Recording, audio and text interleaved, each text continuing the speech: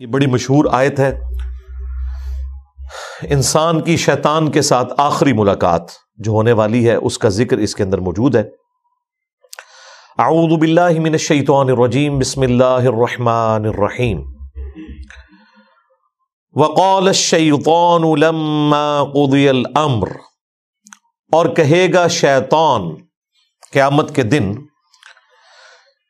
جب کہ سب کا فیصلہ ہو چکے گا، یعنی جنتی جنت میں پہنچ گئے، جہنمی جہنم میں چلے گئے، اللہ تعالیٰ کی طرف سے الٹیمیٹ ڈیسیژن ہو گیا، اس کے بعد شیطان بھی اپنے ماننے والوں سے خطاب کرے گا، ان اللہ وعدکم وعد الحق، دیکھو بے شک اللہ تعالیٰ نے جو وعدہ تم سے کیا تھا دنیا میں وہ تو تھا سچا وعدہ۔ کیا وعدہ تھا؟ کہ جو میرے نبیوں کی پیروی کرے گا میں اسے ہمیشہ کی جنتوں میں داخل کروں گا، اور جو انبیاء کی نافرمانی کرے گا اس کا ٹھکانہ الٹیمیٹلی جہنم کی آگ ہونے والی ہے۔ وَلِعَوْذُ بِاللَّهِ تَعَالَى اللہم اجرنا من النار، اللہم انا نسألک جنت الفردوس مع النبیین والصدیقین والشہداء والصالحین، آمین۔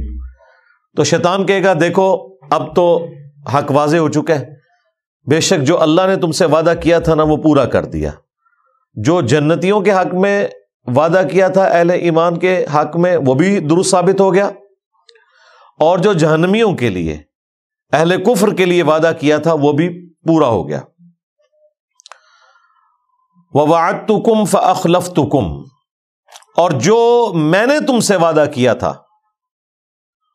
تو میں اپنے وعدے کی خلاف ورزی کرتا ہوں، یعنی میں نے کیا وعدہ کیا تھا دنیا میں، لمبی امیدیں دلائی ہوئی تھی۔ ایک تو ڈائریکٹلی وہ لوگ ہیں جو شیطان کی عبادت کرنے والے لوگ ہیں، ایک وہ جو اہل ایمان میں سے ہوں یا اللہ کے ماننے والے ہیں، ان کو بھی شیطان لمبی امیدیں دلاتا ہے کہ ابھی کافی زندگی پڑی ہے، اللہ کے راستے پہ آ جاؤں گا ایک نہ ایک دن، اور یوں انسان دنیا سے اچانک اچک لیا جاتا ہے، اور اس کی زندگی میں وہ لمحہ نہیں آتا کہ جب وہ واقعتاً اللہ تعالیٰ کا تابع فرمان ہو کر زندگی کو بسر کرے۔ تو یہ شیطان جو ہے وہ جھوٹے وعدے اس کو دلاتا ہے۔ ایک اور وعدہ جو شیطان دلاتا ہے کہ اللہ تعالیٰ بڑا غفور رحیم ہے، معاف کر دے گا، at the end of the day اس نے سب کو چھوڑ دینا ہے۔ دیکھو کوئی ماں اپنے بچے کو جہنم میں نہیں پھینک سکتی، تو یہ کیسے ہو سکتا ہے کہ اللہ تعالیٰ اپنے بندوں کو جہنم میں پھینکے؟ یہ تو اللہ تعالیٰ کی رحمت کے بھی خلاف ہے۔ یہ بھی شیطان نے جھوٹے وعدے دلائے ہوئے۔ یہ جھوٹے اور فراڈ پہ مبنی وعدے اس لیے ہیں کہ اس طرح کی کوئی تعلیم اللہ تعالیٰ کی طرف سے اپنی کتابوں میں یا اپنے پیغمبروں کے ذریعے انسانیت تک نہیں پہنچائے گی۔ قرآن کا مقدمہ تو بالکل ڈیفرنٹ ہے، اور جو لوگ پہلی دفعہ قرآن کو پڑھتے ہیں ترجمے کے ساتھ اپنی نیٹو لینگویج کے اندر، وہ کہتے ہیں یہ تو کتاب بات ہی کچھ اور کر رہی ہے، اس کا کانفیڈنس لیول ہی بہت ہائی ہے، اور بالکل سٹریٹ فارورڈ کتاب ہے، کوئی لگی لپٹی بات نہیں، ڈائریکٹلی ہے کہ مانو گے بچ جاؤ گے، نہیں مانو گے تو مارے جاؤ گے۔ لیکن شیطان پھر جو غلط امیدیں لوگوں کو دلاتا ہے، اور یہ امید کبھی وہ شخص نہیں اس کے پیچھے چلے گا، اس جعلی اور جھوٹی امید کے پیچھے، جس نے قرآن پڑھا ہوا ہے، اللہ یہ کہ کوئی آنکھیں بند کر لے، ورنہ قرآن کا مقدمہ بالکل ون سائیڈڈ ہے۔ قرآن پڑھنے والا کبھی بھی اس رزلٹ پہ نہیں پہنچے گا کہ اللہ تعالیٰ نے سب کو چھوڑ ہی دینا ہے۔ قرآن میں جو اللہ تعالیٰ کا مزاج بیان ہوا ہے وہ تو سختی والا ہے، سیدھی سی بات ہے، وہاں تو آپ کہیں بھی باطل کو داخل نہیں کر سکتے۔ بالکل 2+2=4 والی بات ہوئی ہے کہ مانو گے تو جنت ملے گی، نہیں مانو گے تو جہنم میں جاؤ گے۔ یہ تھوڑی بہت جو گنجائشیں نکلتی ہیں وہ بھی احادیث میں نکلتی ہیں، وہ بھی کسی درجے میں۔ جو پبلک کے اندر دین چل رہا ہے وہ نہ قرآن میں ہے نہ حدیث کے اندر موجود ہے۔ تو یہ شیطان جو لمبی لمبی امیدیں دلاتا تھا، تو شیطان کہے گا کہ میں نے بھی دنیا میں تم سے وعدہ کیا تھا، تو آج میں وہ ٹروتھ ریویل کر رہا ہوں کہ لو جی میں تو مکر گیا جے اپنے وعدے تو، وہ تمام جھوٹی امیدیں جو میں نے تمہیں دلائی ہوئی تھی آج میں اس کے خلاف چلتا ہوں۔ انہی امیدوں میں سے ایک امید یہ بھی ہے کہ جو کچھ بھی ہے تیرے محبوب کی امت سے۔ اب یہ باتیں کیا صحابہ اکرام کو، آل البیت کو نہیں پتہ تھی؟ لیکن ان کی زندگیاں تو خوف خدا سے عبارت ہیں۔ خود اللہ کے محبوب صلی اللہ علیہ وآلہ وسلم نے جس سختی کے ساتھ اپنی امت کو سمجھایا ہے وہ تو بالکل ون سائیڈڈ مقدمہ ہے۔ بخاری مسلم دونوں میں حدیث ہے، اللہ کے محبوب صلی اللہ علیہ وآلہ وسلم نے فرمایا، دیکھو اپنے مال کی زکوٰۃ ادا کرنا، اللہ کا حق جو ہے وہ دینا، مال غنیمت میں خرد برد نہ کرنا، بیت المال کے اندر بے ایمانی نہ کرنا۔ ایسا نہ ہو کہ قیامت کے دن تم میں سے کسی شخص کی گردن پہ اونٹ سوار ہو اور وہ چیخ رہا ہو، اغثنی یا رسول اللہ، یا رسول اللہ میری مدد فرمائے، میں تمہارے کچھ کام نہیں آؤں گا، میں نے جو کچھ بتانا تھا تمہیں دنیا میں بتا دیا۔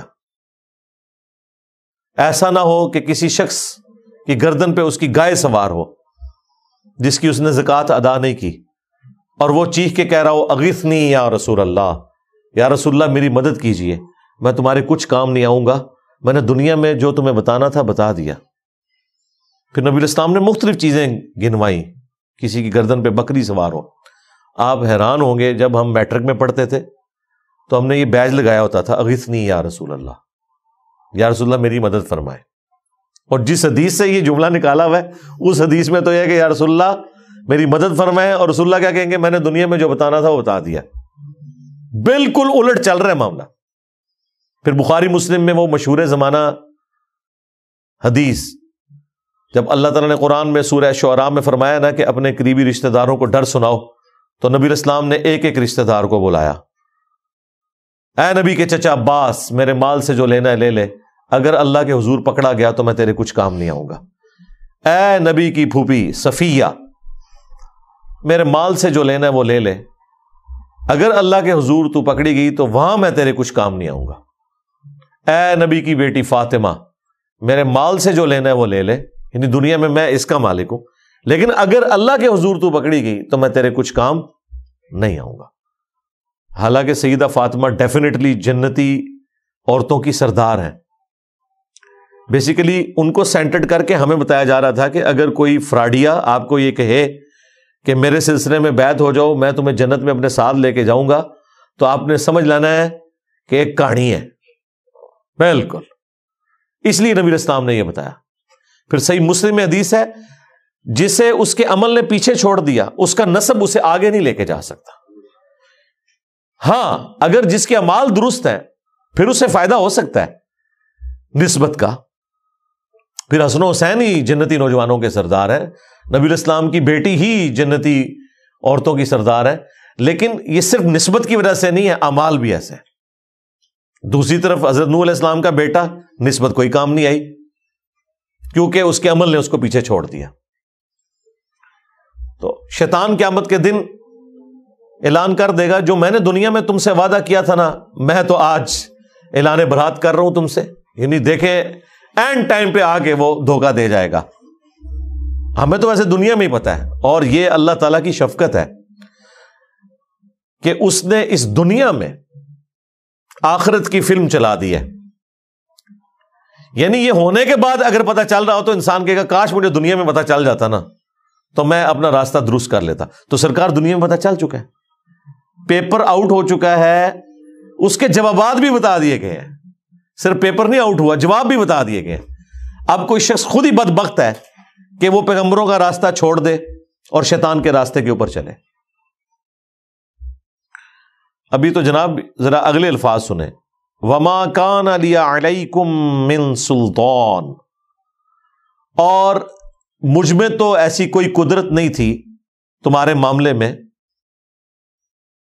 کہ میں تم پر کوئی زور زبردستی کر سکتا، إِلَّا أَن دَعَوْتُكُمْ، سوائے اس کے کہ میں تمہیں دعوت دیتا تھا۔ لے جی، یہ مقدمہ بھی بالکل کلیئر ہے کہ جو لوگ دنیا میں کہتے ہیں کہ ہم سے شیطان نے یہ کام کروایا اور اس کی پلی لیتے ہیں، کیا خود ہوتا ہے، شیطان نے اس حوالے سے تو کروایا ہوتا ہے کہ وہ دعوت دیتا ہے، اس حوالے سے شیطان نے نہیں کروایا ہوتا کہ وہ زبردستی کرواتا ہے۔ یہ ذہن میں رکھیے گا. وہ صرف دعوت دیتا ہے. وہ تو یوسف علیہ السلام نے بھی کہا تھا کہ شیطان نے میرے بھائیوں اور میرے درمیان جدائی کر دی، لیکن یوسف علیہ السلام کے کہنے کا مقصد یہ نہیں تھا کہ میرے بھائی بے قصور ہیں، نہ، انہوں نے معافی مانگی ہے، دعوت دی شیطان نے. ظاہر شیطان نے تو دعوت دینی ہے. تو یہاں پر واضح ہے کہ شیطان قیامت کے دن کہے گا کہ مجھے تم پر کوئی زور نہیں تھا سوائے اس کے کہ میں تمہیں صرف بلاتا تھا برائی کی طرف. اور دنیا میں اچھائی کی طرف بلانے والے لوگ اور وہ سگنلز زیادہ آتے ہیں آپ کی زندگی میں ایز کمپیئر ٹو برائی کے. اگر آپ لسٹ ڈاؤن کریں اپنے بچپن سے لے کے جوانی تک، ماں باپ، رشتہ دار، ٹیچرز، دوست، احباب، زیادہ تر لوگ آپ کو اچھائی کی طرف بلا رہے ہوتے ہیں. وہ لوگ بھی جو خود برائی پہ چل رہے ہوتے ہیں نا، وہ بھی آپ کو اچھائی کا ہی درس دے رہے ہوتے ہیں. تو سگنلز تو وہاں سے بھی آ رہے ہوتے ہیں. یہ تو انسان کی اپنی مرضی ہے نا کہ وہ اچھا سگنل لیتا ہے یا برا سگنل لیتا ہے. تو شیطان صرف دعوت دیتا تھا دنیا میں، زور کوئی نہیں تھا. اس کو میں ایک مثال سے سمجھاتا ہوں اکثر کہ اگر زمین و آسمان کے سارے شیاطین مل کے سب سے بڑے بے نمازی کو بھی نماز پڑھنے سے روکنا چاہیں، اور دوسری طرف گورنمنٹ کی طرف سے اناؤنسمنٹ ہو جو مسجد کی پہلی صف میں جماعت سے نماز ادا کرے گا اسے $1000 دیے جائیں گے، دوسری صف والے کو $500، تیسری صف والے کو $300، تو سارے شیاطین مل کے بھی ایک بے نمازی کی نماز نہیں چھوڑوا سکتے. پھر وہ شیطان کا زور کہاں چلا گیا؟ اس وقت بھی شیطان دعوت دے رہا ہوگا، لیکن جب انسان کو اپنا نفع نقد نظر آ رہا ہے نا، تو شیطان تو شاہی کوئی نہیں سرکار، جدو نفع نقد نظر آ جائے. تو اللہ کے جو کمیٹڈ بندے ہیں، اللہ کے اولیاء ہیں، اللہ کے نیک بندے ہیں، اللہ کا خوف رکھنے والے لوگ ہیں، انہیں آخرت بھی نقد نظر آ رہی ہوتی ہے اپنے سامنے. اس لیے وہ اس طرح کے گناہوں سے بچ جاتے ہیں، برائی کے اعمال سے بچ جاتے ہیں، اور نیکیوں پہ ان کو استقامت نصیب ہو جاتی ہے. اس کا سائملٹینیس کنٹراسٹ، اگر گورنمنٹ یہ اناؤنسمنٹ کرے کہ جس نے فجر کی نماز جماعت سے نہ پڑھی اسے 15 منٹ کے لیے ایک گرم تندور میں الٹا لٹکایا جائے گا دنیا کے اندر ہی، پھر بھی آپ دیکھیں کوئی شخص سستی کا شکار نہیں ہوگا. اگر واقعی ایسا ہو جائے، آپ اپنے ملکوں میں دیکھ لیں، یہاں کے بگڑے ہوئے لوگ جب یورپ اور امریکہ میں جاتے ہیں کوئی قانون کی خلاف ورزی نہیں کرتے. انہیں پتا ہے یہاں پہ سگنل توڑنے کے اوپر اتنا بڑا جرمانہ ہے، اور وہاں 15-20 سال گزارنے کے بعد پاکستان میں جیسے ہی لینڈ کرتے ہیں تو فوراً یہاں پہ قانون توڑنا شروع کر دیتے ہیں. دنیا میں بھی ہم نے دیکھ لیا کہ جب چیک ہوتا ہے نا آپ کے اوپر، فزیکل چیک، پھر یہ انٹلیکچوئل جو چیک ہے یہ خود بخود ختم ہو جاتا ہے. جو مرضی آپ کو برائی کی طرف ابھارے آپ وہ برائی نہیں کریں گے. تو شیطان بھی قیامت کے دن کہے گا مجھے تم پر کوئی زور نہیں تھا. آج تک کبھی ایسا نہیں ہوا کہ کوئی شخص نماز پڑھنے کے لیے مسجد میں جائے اور اس کے سامنے شیطان فزیکلی مسجد کے دروازے پہ کھڑا ہو اور کہ میں نے تمہیں اندر نہیں جانے دینا، نیور، یا وہ بازو سے پکڑ کے کہیں اور پھینک دے. ایسا کبھی بھی نہیں ہوگا، اسے زور ہی کوئی نہیں ہے. اور یہ بھی نہیں ہوگا کہ اذان کی آواز سن کر آٹومیٹکلی آپ کے قدم مسجد کی طرف چل پڑے. ہاں، وہ اللہ نے آپ کو اختیار دیا ہوا ہے، اسی کے بدلے آپ کو جنت ملنے والی ہے. اتنا آسان کام ہوتا تو پھر ٹیسٹ تو ختم ہو جاتا، پھر جنت اور دوزخ والا معاملہ تو ختم ہو جاتا. بخاری مسلم میں حدیث ہے، اللہ تعالیٰ نے جنت کو ناگوار چیزوں سے ڈھانپ رکھا ہے اور دوزخ کو خوشگوار چیزوں سے ڈھانپ رکھا ہے. یعنی جنت تک پہنچنے کے لیے آپ کو ناگوار چیزوں کا سامنا کرنا پڑے گا.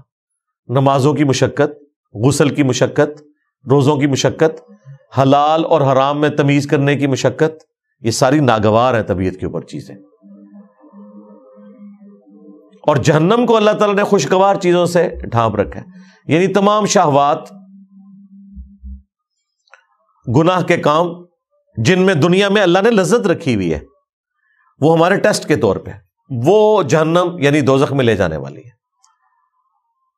اور اس کی ایکسپلینیشن اس حدیث سے ہوتی ہے، مشہور زمانہ، جامعہ ترمذی، ابو داؤد، نسائی، ابن ماجہ میں حدیث ہے۔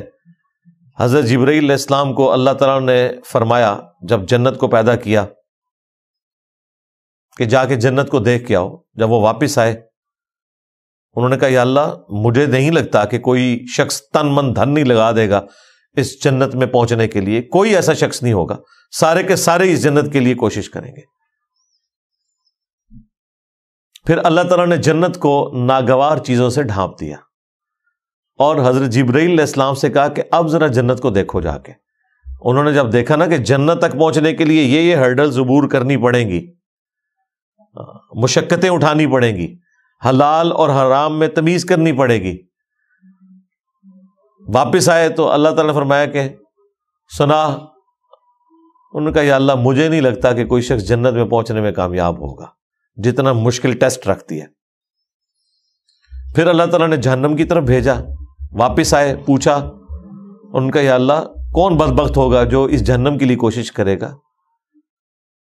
مجھے تو نہیں لگتا کہ کوئی شخص ایسا عمل کرے کہ جہنم تک پہنچ جائے۔ پھر اللہ تعالیٰ نے جہنم کو یعنی دوزخ کو شہوات سے، خوشگوار چیزوں سے ڈھانپ دیا، ان کی لذتوں سے، لیکن ہے حرام کام۔ پھر اللہ تعالیٰ نے فرمایا اب جا کے جہنم کو دیکھ۔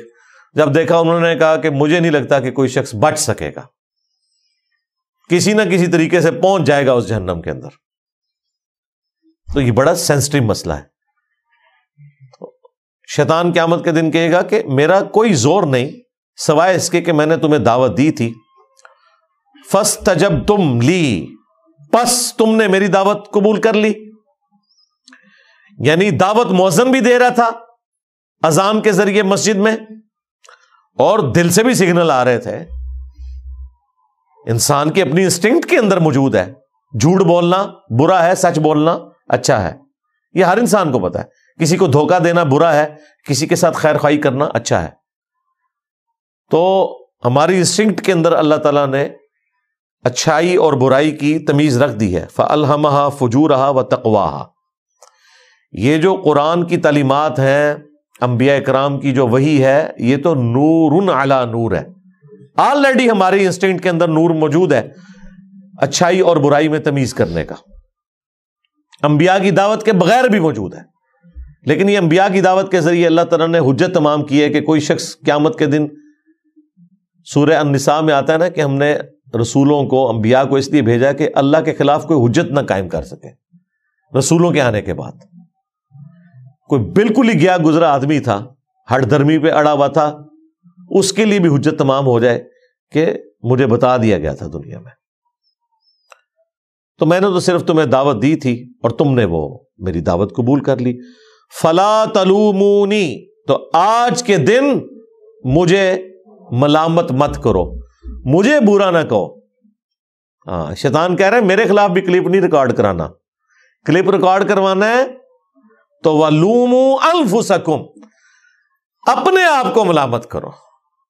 وہ پنجابی میں محاورتاً بولا جاتا ہے نا، منو نہ پیٹ، اپنی جان نو پیٹ۔ آج مجھے ملامت نہ کرو، اپنی جان کو ملامت کرو۔ ما انا بمصرخکم، میں آج کے دن تمہاری کوئی فریاد نہیں سن سکتا، کوئی مشکل کشائی تمہارے ساتھ نہیں کر سکتا۔ وما انتم بمصرخی، اور نہ تم کوئی میری مدد کر سکتے ہو۔ دیکھ لیں بالکل اس نے سب کچھ چھوڑ دیا۔ اگر کوئی امید بھی تھی کسی شیطان کے اوپر تو وہ بھی ختم ہو گئی۔ یہ شیطان وہ بڑا شیطان بھی ہوگا اور اس کے جتنے چیلے ہیں وہ بھی شیاطین۔ ان بزرگوں کے بارے میں بھی آیا ہوا ہے سورۃ الاعراف کے اندر کہ جب کبھی بھی کوئی امت جہنم میں داخل کی جائے گی تو وہ اپنے بزرگوں کے اوپر لعنت بھیجے گی اور کہے گی اے اللہ ہمارے بزرگوں کو ڈبل عذاب دے کہ ان کی وجہ سے ہم گمراہ ہوئے۔ اللہ تعالیٰ فرمائے گا تم دونوں کے لیے ڈبل عذاب ہے۔ اور جب وہ جہنم میں پہنچیں گے تو ان کے پھر بزرگ کہیں گے ہاں بھائی کوئی فائدہ تو نہیں ہوا، دیکھو تمہارے لیے بھی ڈبل عذاب ہے۔ سورۃ العذاب میں بھی آیا اینڈ پہ جا کے، کیونکہ ہر آنے والا اپنے بعد آنے والے کے لیے تو بزرگ ہی ہے نا، اس کے لیے وہ غلط لیگیسی چھوڑ کے جا رہا ہے نا۔ انی کفرت بما اشرکتمونی، بے شک میں کفر کرتا ہوں، اس معاملے میں انکار کرتا ہوں جو تم میرے ساتھ شریک ٹھہرایا کرتے تھے، من قبل، آج سے پہلے، یعنی میں اس کا بھی انکار کرتا ہوں۔ تم نے اپنا بیڑا غرق خود کیا، اگر تم نے مجھے شریک ٹھہرایا اللہ کے مقابلے پہ، اپنی نفسانی خواہشات کو شریک ٹھہرایا، تو میں اس سے بھی انکاری ہوں، میرا کوئی لینا دینا نہیں، میں نے تو صرف دعوت دی تھی، برائی پہ تم خود چلے، اگر تم نے اللہ کے مقابلے پہ مجھے کھڑا کیا تو مجرم تم ہو، میں اعلان برات کرتا ہوں۔ ان الظالمین لہم عذاب علیم، بے شک جو ظالم ہے ان کے لیے دردناک عذاب ہے۔ اللہم اجرنا من النار۔ دیکھ لیں جی، جن پہ تکیہ تھا وہی پتے ہوا دینے لگے، شیطان کے اوپر تکیہ کر کے بیٹھے ہوئے تھے، شیطان کے ایجنٹوں کے اوپر تکیہ کر کے بیٹھے ہوئے تھے، جن بزرگوں کے اوپر تکیہ کر کے بیٹھے ہوئے تھے وہ تو خود جہنم میں پہنچ گئے۔ تو ادھر جا کے تو اللہ ہی کی بادشاہت ہے، دنیا میں بھی اللہ کی بادشاہت ہے، لیکن دنیا میں اللہ تعالیٰ نے کھلی چھٹی دی ہوئی ہے، آخرت میں اللہ تعالیٰ نے چھٹی نہیں رکھی، پھر وہ تو ہار اور جیت کے فیصلے کا دن ہے، یوم التغابن ہے۔ یہ جو سورہ ابراہیم کی آیت نمبر 22، یہ آلموسٹ میں نے آدھا گھنٹہ اس کے اوپر گفتگو کی ہے، صرف اس لیے کہ یہ قرآن حکیم میں اہم ترین مقام ہے۔ شیطان کے حوالے سے جو مارکیٹ کے اندر عقائد اور نظریات پھیلے ہوئے ہیں نا، ایک آیت ان تمام عقائد اور نظریات کو غلط ثابت کر دیتی ہے۔ اکثر لوگ اپنے گناہوں کا، اپنے جرائم کا وبال شیطان کے اوپر ڈالتے ہیں، یا اللہ تعالیٰ نے الٹیمیٹلی شیطان نے جو ٹروتھ ریویل کرنا ہے قیامت کے دن وہ دنیا میں بتا دیا ہے۔ اس کے باوجود اگر کوئی شخص اپنی برائی کو شیطان کے اوپر ڈالتا ہے تو وہ اپنے آپ کو دھوکہ دے رہا ہے۔ اس اعتبار سے تو ڈالا جا سکتا ہے کہ وہ برائی کی طرف بلانے والا ہے، وہ تو شیطان بھی ہے، ہمارا نفس بھی ہے، لیکن وہ اللہ تعالیٰ نے بیلنس کیا ہے۔ صحیح مسلم میں حدیث ہے کہ ہر شخص کے ساتھ اللہ تعالیٰ نے ایک فرشتہ اور ایک شیطان، جن اٹیچ کیا ہوا ہے۔ فرشتہ اسے اچھائی کی طرف بلاتا ہے اور شیطان یعنی جن وہ برائی کی طرف بلاتا ہے۔ تو اللہ نے بیلنس کیا ہوا ہے، دعوت دونوں طرف سے آ رہی ہے۔ آپ کوئی اچھائی کا کام کریں، اندر سے آپ کو تھپکی ملتی ہے کہ بڑا اچھا کام کیا، اگرچہ آپ کو اس کے لیے مشقت بھی اٹھانی پڑے، لیکن دل سکون پکڑتا ہے کہ یار نہیں، یہی کرنا چاہیے تھا، خیر ہے، اللہ تعالیٰ اجر دینے والا ہے۔ یہ فرشتے کے ذریعے تھپکی ملتی ہے۔ اور اگر برائی کا کام ہو جائے تو دل جو ملامت کرتا ہے کہ غلط کام کیا، ایسا نہیں کرنا چاہیے تھا، تو فرشتہ اللہ نے ساتھ اٹیچ کیا ہوا ہے۔ اسی صحیح مسلم کی حدیث میں جب ایک صحابی نے جرت کر کے پوچھا، یا رسول اللہ آپ کے ساتھ بھی شیطان اٹیچ ہے؟ آپ نے فرمایا ہاں میرے ساتھ بھی شیطان اٹیچ تھا، لیکن اللہ نے اسے میرا مطیع کر دیا، وہ مجھے اب نیکی کی طرف ہی بلاتا ہے۔ یعنی نبی علیہ السلام کے ساتھ جو شیطان اٹیچ تھا وہ مسلمان ہو گیا، اور یہ اللہ تعالیٰ کا ایک خاص کرم، چونکہ انبیاء اکرام اللہ تعالیٰ کے مخلص بندے ہیں، چنے ہوئے بندے، ان کو اللہ تعالیٰ بچا لیتا ہے۔ ایک لفظ ہے مخلص، مخلص کہتے ہیں اخلاص، کمٹمنٹ شو کرنے والا، مخلص جسے اللہ اپنے لیے خالص کر لے، وہ صرف انبیاء اکرام ہوتے ہیں علیہم السلام۔ لہذا قصہ آدم اور ابلیس میں جہاں کہیں شیطان کا یہ جملہ آتا ہے نا کہ میں تیرے بندوں کو گمراہ کر دوں گا سوائے ان کے کہ جو تیرے مخلص بندے ہوں گے، وہاں مخلص بندوں سے مراد صرف انبیاء ہے۔ انبیاء کے بعد کوئی بھی مخلص نہیں ہے، سب کے سب مخلص ہیں، انہوں نے اپنی محنت سے ہی بچنا ہے۔ لیکن انبیاء کے کیس میں اللہ تعالیٰ کی رحمت، اس کی اسپیشل پروٹیکشن، وہ انہیں برائی سے بچا لیتی ہے۔ اس طرح کی پروٹیکشن عام بندوں کے کیس میں بھی کبھی کبھار اللہ تعالیٰ چاہے تو فرما سکتا ہے، لیکن اللہ کا کوئی وعدہ نہیں ہے کہ ضرور ایسا کرے گا، وہ خود ہی اس نے بچنا ہے تو بچنا ہے، اور اسی میں اس کے لیے انعام ہے۔ حضرت یوسف علیہ السلام کے بارے میں قرآن میں آیا نا کہ اس عورت نے یوسف کا قصد کیا، یوسف بھی قصد کر لیتا اگر اپنے رب کی برہان دلیل نہ دیکھتا. یعنی اللہ تعالیٰ نے کلیئر کر دیا کہ یوسف علیہ السلام کو ہم نے بچایا، اور پھر اس کے ساتھ آیا کہ بے شک ہمارے وہ مخلص بندوں میں سے تھے، ہم نے ان کو اپنے لیے خالص کر لیا تھا. اللہ نے انبیاء کو اپنے لیے خالص کر لیا. باقی لوگ محنت کے ذریعے اپنے آپ کو اللہ کے لیے خالص کرتے ہیں، اور انبیاء کرام کو اللہ تعالیٰ خود سے اپنے لیے خالص کر لیتا ہے، کیونکہ ان کو اللہ تعالیٰ نے انسانیت کا امام بنانا ہوتا ہے. ان کی اسپیشل پروٹیکشن ہوتی ہے. تکلیف سے وہ بھی گزرتے ہیں، آزمائش سے وہ بھی گزرتے ہیں، اور جو گناہ کی لذت ہے وہ والا معاملہ انبیاء کے ساتھ بھی اٹیچ ہوتا ہے کہ ان کے لیے بھی گناہ میں لذت موجود ہوتی ہے، لیکن اللہ تعالیٰ ان پہ خاص کرم فرماتا ہے. اللہ کے خوف اور تقوی کا ایسا ان پہ غلبہ ہوتا ہے کہ گناہ کی لذت پھر پیچھے رہ جاتی ہے. لیکن یہ نہیں ہے کہ لذت ان کے لیے نہیں ہے، ورنہ تو ان کا ٹیسٹ ختم ہو جائے، ان کی تو پھر باقی لوگوں پہ فضیلت بھی ختم ہو جائے. لذت ہونے کے باوجود وہ خوف خدا کی وجہ سے، اللہ کے اسپیشل کرم کی وجہ سے بچ جاتے ہیں. اس کو آپ دنیا میں ایک مثال سے سمجھیں. آپ کو کئی دن کا فاقہ ہو اور آپ کے سامنے آپ کی مرضی کا کھانا رکھ دیا جائے، بریانی یا چکن پلاؤ یا چکن قورمہ، جیسے ہی آپ روٹی کو ہاتھ لگائیں اور کوئی کلین شیف بندہ آ کے آپ کے کان میں کہہ دے کہ یہ جو علماء نے آپ کی دعوت کی ہے نا، اس کھانے میں زہر ملایا ہوا ہے، آپ کو نہ علماء کی داڑھی نظر آئے گی نہ پگڑی، بھلے جھوٹی خبر بھی ہو، آپ یہ بھی نہیں کہیں گے نہیں اتنے بڑے بڑے بزرگ کیسے جھوٹ بول سکتے ہیں، میں کھا کے چیک کروں گا. کھا کے چیک کرنا ہے، کھا کے دے تو آگے پہنچ جانا ہے. تو اگر کوئی شخص آپ کے کان میں آ کے یہ بات کر دے تو نہ صرف آپ اس کھانے سے رک جائیں گے بلکہ وقتی طور پہ آپ کی بھوک بھی مار جائے گی. اور یار اتنے بھوکے لوگ اتنے شوق سے کھانا لے کے بیٹھتے ہیں، بیوی کو ایسی بات کر دیتی ہے بندہ ادھر لقمہ پھینک دیتا ہے، اے بھیا جی کھانا ڈھونڈ میں کہ کھانا آگے. یہ دنیا میں ہوتا ہے. اور زہر ہو اگر تو کوئی سوچ بھی نہیں سکتا. بالکل یہی معاملہ ایسا ہوتا ہے کہ انبیاء کرام علیہ السلام کو اس گناہ میں چھپا ہوا زہر نظر آ جاتا ہے.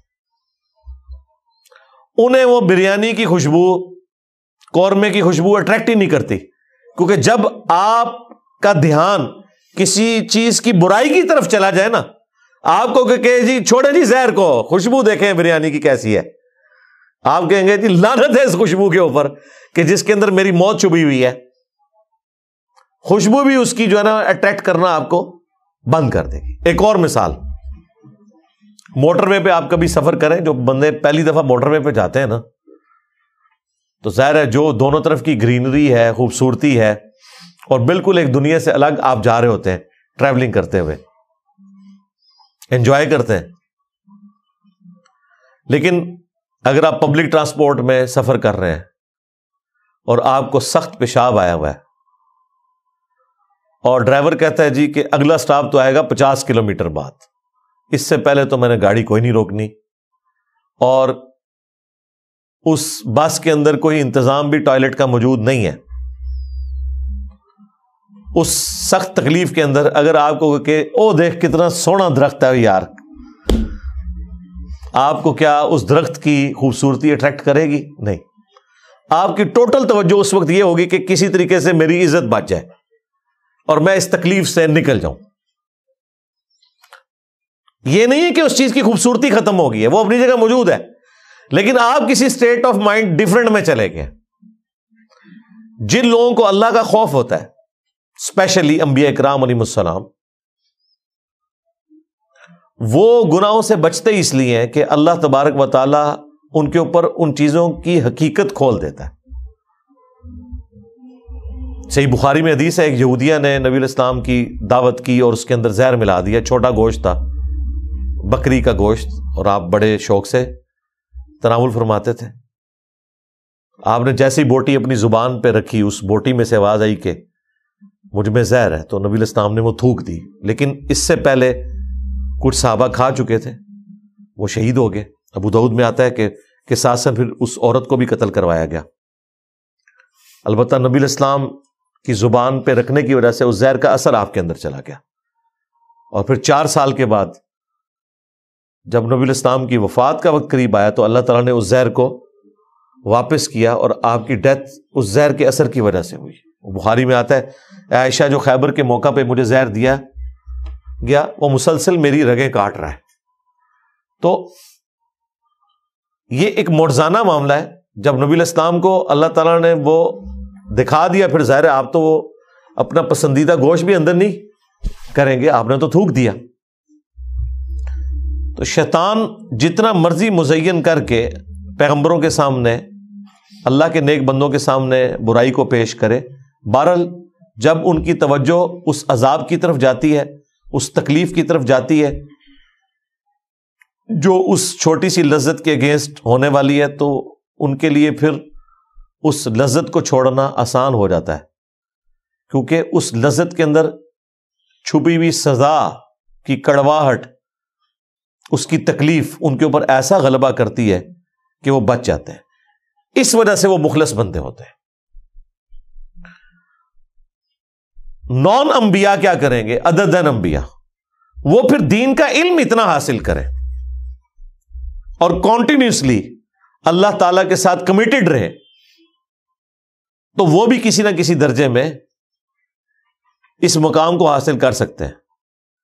اسی لیے ہم مانتے ہیں کہ انبیاء اکرام تو معصوم ہیں, مخلص ہیں, لیکن انبیاء اکرام کے اہل البیت, ان کے جانثار صحابہ حضور کی صحبت کی وجہ سے یا انبیاء اکرام علیہ السلام کی صحبت کی وجہ سے بہرحال اس لیول پہ پہنچ جاتے ہیں کہ ان سے بھی گناہ پھر سرزد نہیں ہوتا, کیونکہ گناہ کی برائی اور اس کا عذاب ان پہ عیاں ہو چکا ہوتا ہے. اس کی وجہ سے کبھی بھی ان کا ہاتھ اس طرف بڑھتا نہیں ہے. جس کا ہاتھ ایک دفعہ گرم استری سے جل جائے نا, وہ دوبارہ ٹھنڈی استری کو بھی اس طریقے سے ہاتھ نہیں لگاتا, یوں کر کے صرف چیک کرتا ہے, بھلے اسے یقین ہو یہ ٹھنڈی بھی ہے, رسک کوئی نہیں لیتا نا. تو جن کے اوپر آخرت کی حقیقت کھل چکی ہوتی ہے, اللہ تعالیٰ کے عذاب کی حقیقت کھل چکی ہوتی ہے, وہ بچ جاتے ہیں پھر اس طرح کی چیزوں سے. اللہم اجرنا من النار. سبحانک اللہم و بحمدک, اشہد ان لا الہ الا انت, استغفرک و اتوب الیک, وما علینا الا البلاغ المبین. جزاکم اللہ خیرا.